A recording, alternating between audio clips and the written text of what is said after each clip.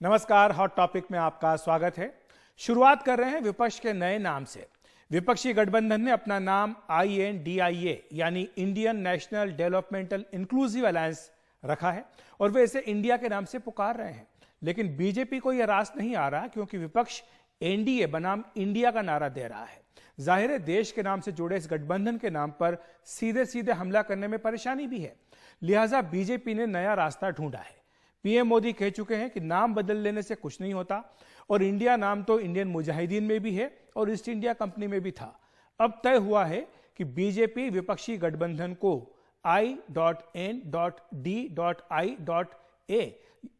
यानी या INDIA के नाम से भी नहीं पुकारेगी। ये जो पूरा डॉट डॉट डॉट डॉट है, इसको बोलने में भी परेशानी कई बार होती है और इसको कई लोग जो है INDIA इस नाम से भी लिख रहे हैं। लेकिन बीजेपी ने तय किया है कि ना तो डॉट वाले नाम से और ना ही जो इसका एब्रीविएशन है उसके हिसाब से पुकारा जाए, बल्कि बीजेपी ने यह तय किया है कि विपक्षी गठबंधन को U.P.A.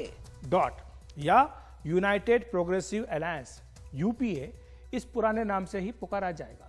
दरअसल पुराने कारनामों पर पर्दा डालने के लिए जानबूझकर इंडिया नाम रखा है, ये बीजेपी सूत्रों ने दावा किया है। उनका यह कहना है कि जनता के मन से UPA की जो छवि थी उसे भुलाने के लिए ही इंडिया नाम दिया गया है और इंडिया नाम रखने का मकसद जनता में अपनी साफ छवि दिखाना भी है, क्योंकि इंडिया जो है वो देश का नाम भी है। और बीजेपी जनता को खासकर कांग्रेस पर लगे आरोपों के बारे में आगे भी बताती रहेगी, ये भी तय किया गया है। और इसीलिए विपक्ष के इस गठबंधन को अब I.N.D.I.A. के नाम के बजाय UPA के नाम से ही बुलाया जाएगा। आज वित्त मंत्री निर्मला सीतारमण ने मणिपुर पर बोली है वो, और उसमें बार बार UPA का ही नाम उन्होंने लिया और UPA को ही लोगों को याद दिलाने की कोशिश की। आइए सुन लेते हैं। मैं पूछना चाहती हूँ, UPA से कौन सा ऐसा होम मंत्री थे उस समय जाने वाले? कोई नहीं गए। सो मणिपुर के ऊपर UPA के इतना सेंसिटिविटी और care and attention giving is only political. Manipur के ऊपर पॉलिटिक्स करने वाले बेरहम UPA के मैं आज अपील कर रही हूं कि सचमुच मणिपुर गए और आकर इधर बात रखने के लिए मौका जब मिल रही है, आप क्यों उसको उठाना नहीं चाहते हैं? और वहीं मोदी सरकार के खिलाफ लाए गए अविश्वास प्रस्ताव पर चर्चा और मतदान कब हो, ये कल तय करने की बात कही जा रही है। लेकिन उससे पहले सरकार और विपक्ष के बीच एक बड़ा शक्ति प्रदर्शन हो सकता है और यह है दिल्ली सेवा बिल पर। अब दिल्ली सेवा बिल की बारी है, क्योंकि यहां पर यह बताया गया कि कल इसे लोकसभा में पेश किया जाएगा। ये एक महत्वपूर्ण खबर इसको लेकर के मिल रही है और गृह मंत्री अमित शाह कल इसे लोकसभा में पेश करेंगे। हालांकि कहा गया कि चर्चा शायद इसके बाद इस पर कराई जाए। और आपको बता दें कि ये बिल जो है सांसदों को पहले ही बांटा जा चुका है। शनिवार को ही सभी लोकसभा सांसदों को ये बिल दे दिया गया था और इसमें कुछ खास बातें हैं। National capital civil services authority बनाने का प्रावधान इसमें किया गया है।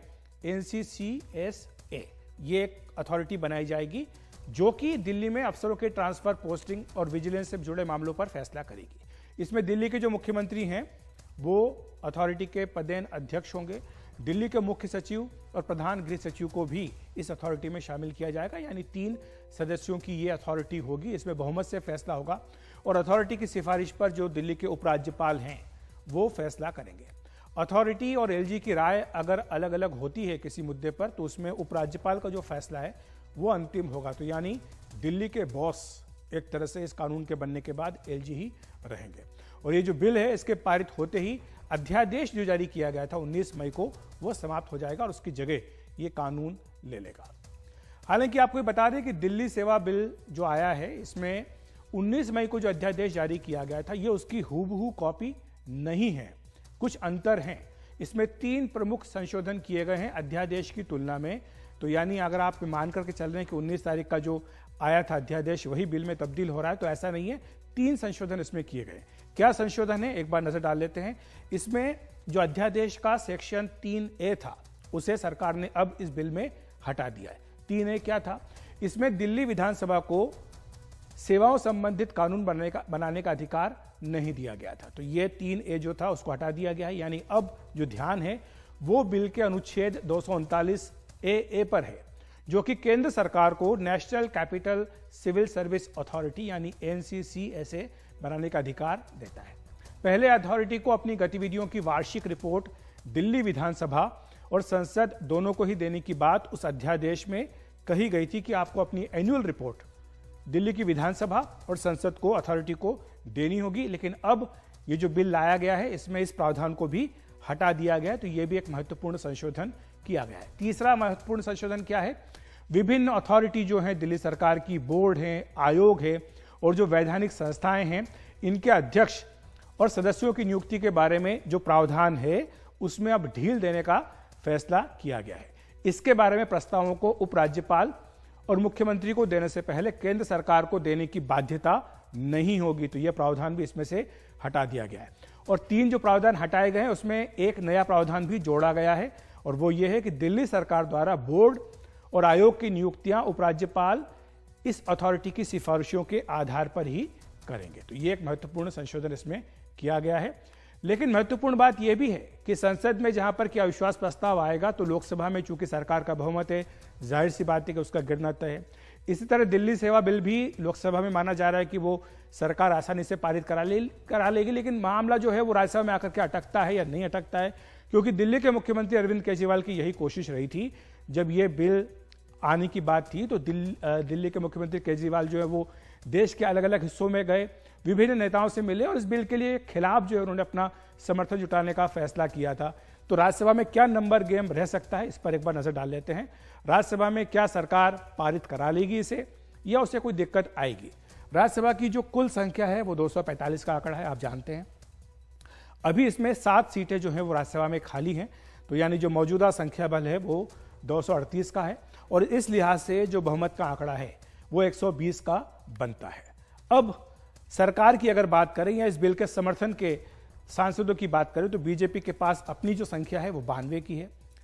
साथी दल अगर मिला लें सारे तो 11 हैं। साथी दल कौन कौन से हैं इसमें जोड़ लेते हैं। एआईएडीएमके के 4 है, आरपीआई का 1 है, SDF 1, AGP, TMCM, NPP, MNF, UPPL, इन सब के 1-1 है और मिलाकर के ये कुल 11 बनते हैं। तो 92 और 11 मिलाकर के आपका आंकड़ा पहुंच जाता है 103 पर। यह सरकार के पास आंकड़ा है और बहुमत का आंकड़ा हमने आपको बताया था 120 का है, यानी 17 भी कम रहते हैं सरकार के पास। लेकिन इसमें सरकार को कहीं और से भी समर्थन मिल सकता है, वो है नॉमिनेटेड जो सांसद हैं, मनोनीत 5, वो सरकार का साथ दे सकते हैं। एक निर्दलीय सांसद हैं हरियाणा से कार्तिकेय शर्मा, वो बीजेपी का साथ देंगे। तो इस तरह से मिला करके सरकार का जो आंकड़ा है वो 109 पर पहुंच जाता है। लेकिन फिर भी ये आंकड़ा बहुमत के आंकड़े से 11 कम है। तो ये कहां से आएगा, इसके लिए भी सरकार ने प्रयास किए हैं और क्या प्रयास किए उन पर भी एक बार नजर डाल लेते हैं। इसमें ये जो प्रयास था, साफ सी बात है कि 2 पार्टियां महत्वपूर्ण हैं, वाईएसआर कांग्रेस और बीजू जनता दल, दोनों के 9-9 सांसद हैं। अब वाईएसआर कांग्रेस ने तो अपने समर्थन का खुलकर ऐलान कर दिया है। बीजेडी ये कह रही है कि अभी तक फैसला नहीं हुआ है, नवीन पटनायक जो कि प्रमुख हैं वो आखिरी वक्त पर फैसला करेंगे। लेकिन सरकारी सूत्र हमें यह कह रहे हैं कि बीजेडी भी इस दावा कर रहे हैं कि बीजेडी भी इस बिल का समर्थन करेगी। इसके अलावा 2 अन्य पार्टी हैं जिनके 1-1 सांसद हैं, टीडीपी का 1 और बीएसपी का 1। सरकार का दावा है कि ये दोनों भी समर्थन करेंगे। तो इस लिहाज से जो बिल के समर्थन में कुल सदस्य हैं उनकी संख्या बढ़कर 129 पहुंच जाती है, जो कि बहुमत के आंकड़े से 9 ज्यादा है। और अगर ये ऐसा होता है तो सरकार को ये बिल राज्यसभा में पारित कराने में कहीं भी कोई दिक्कत नहीं आएगी। अब विरोध का जो आंकड़ा है उस पर भी नजर डाल लेते हैं। बिल के विरोध में जाहिर सी बात है कि सबसे बड़ी पार्टी कांग्रेस, 31 सांसद उनके पास है, टीएमसी के 14 हैं, डीएमके के 10, आम आदमी पार्टी का तो अपना ही खिलाफ में उसका तो पूरा मुद्दा यही है, तो 10 सांसद उसके हैं। बीआरएस ने भी विरोध में वोट डालने का फैसला किया है, आरजेडी के 6, सीपीएम के 5, जेडीयू के 5, एनसीपी के 4, समाजवादी पार्टी के 3, शिवसेना के 3, सीपीआई के 2, जेएमएम के 12, आईयूएमएल का 1, एमडीएम के 1, केसीएम आरएलडी मिलाकर के 1 और निर्दलीय 2 हैं। ये एनसीपी का जो आंकड़ा 4 का है इसमें प्रफुल्ल पटेल भी शामिल हैं, तो वो क्या करेंगे ये बाद में हम आपको बताता हूं मैं। लेकिन फिलहाल जो आंकड़ा दिख रहा है सबको मिला करके बिल के विरोध में कुल 108 का आंकड़ा साफ तौर पर दिखाई दे रहा है। लेकिन क्या ये विपक्षी दल अपनी ये ताकत राज्यसभा में दिखा पाएंगे या नहीं दिखा पाएंगे, इसमें थोड़ी सी दिक्कत, एक कठिनाई जो है वो ये है कि कुछ सांसद इसमें जो है वो गैर हाजिर भी हो सकते हैं और दूसरी बात ये कि जनता दल सेक्युलर जो है वो भी शायद मतदान में हिस्सा ना ले, वो ना सरकार के साथ दिखना चाहती है और ना सरकार के खिलाफ, तो हो सकता है कि वो मतदान में हिस्सा ना ले, तो इस तरह भी जो बहुमत का आंकड़ा है उस पर असर पड़ सकता है। और साथ ही सरकार के साथ के जो खिलाफ अभी दिख रहे हैं, विपक्ष के साथ दिख रहे हैं, उनमें भी कुछ ऐसे सांसद हैं। प्रफुल्ल पटेल का मैंने नाम लिया क्योंकि वो अब खुल करके वहां पर बीजेपी के साथ आ चुके हैं। क्या वो मतदान के समय साथ रहेंगे, नहीं रहेंगे? क्या एनसीपी व्हिप जारी करेगी? क्या खुद शरद पवार मौजूद रहेंगे?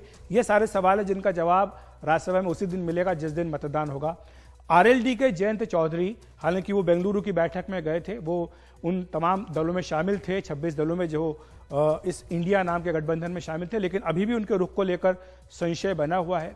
और 3 विपक्ष के सांसद हैं जिनकी तबीयत ठीक नहीं है। पूर्व प्रधानमंत्री डॉक्टर मनमोहन सिंह हैं, वशिष्ठ नारायण सिंह जेडीयू के और शिबू सोरेन जेएमएम के। तो क्या इन्हें लाया जाएगा? क्या इसके लिए एम्बुलेंस वगैरह का इंतजाम किया जा रहा है?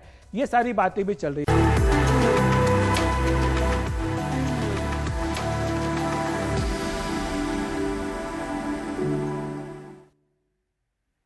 बीजेपी के मिशन 2024 की तैयारियां जोर शोर पर हैं और आज पीएम नरेंद्र मोदी के साथ एनडीए सांसदों की बैठक का सिलसिला शुरू हो रहा है।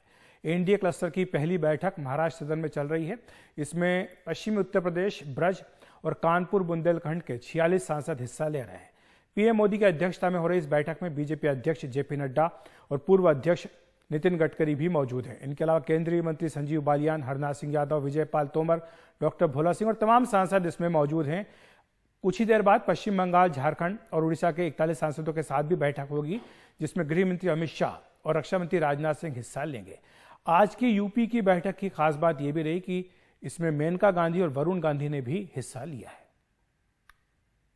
आपको बता दें कि पीएम मोदी आज से 10 अगस्त तक अलग अलग समूहों में एनडीए के सभी 430 सांसदों से मुलाकात करेंगे। इस दौरान आगामी लोकसभा चुनाव के लिए सांसदों को वो टिप्स भी देंगे। साथ ही कई सांसद अपने कामकाज का ब्यौरा भी एक बुकलेट की शक्ल में पीएम मोदी के सामने पेश करेंगे। और हॉट टॉपिक में इतना ही। नमस्कार।